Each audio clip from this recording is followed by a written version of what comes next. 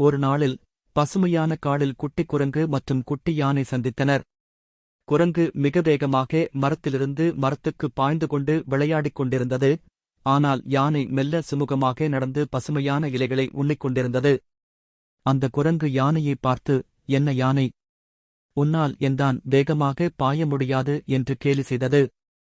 யானை சிரித்து, "நான் பாய முடியாது, ஆனால் என் திறமைகள் வேறுவிதமாக இருக்கும். நீ சற்றும் சும்மா இரு, நான் காட்டுகிறேன்" என்றது. திடீரென காடில் பெரிய காற்று வீசியது மற்றும் மிகப்பெரிய பழம் ஒரு மரத்தில் இருந்து கீழே விழுந்தது. குரங்கு முயற்சித்தாலும் அந்த பழத்தை எடுத்துக்கொள்ள முடியவில்லை, ஏனெனில் அது மிகப் பெரியது. யானை அருகே வந்து தனது நீளமான துந்தத்தில் பழத்தை எடுத்துக் கொடுத்தது. குரங்கு நன்றி கூறி, "உன் திறமைகள் மிகவும் பயனுள்ளதாக இருக்கிறது. நாம் எல்லோரும் விதவிதமான திறமைகளால் சிறப்பாக இருக்கிறோம்" என்றது.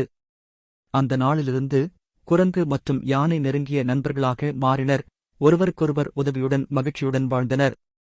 முத்து: அனைவருக்கும் தனித்துவமான திறமைகள் இருக்கிறது. ஒருவருக்கொருவர் புரிந்து கொண்டு மதித்தால் நட்பு வளர்ச்சி பெறும்.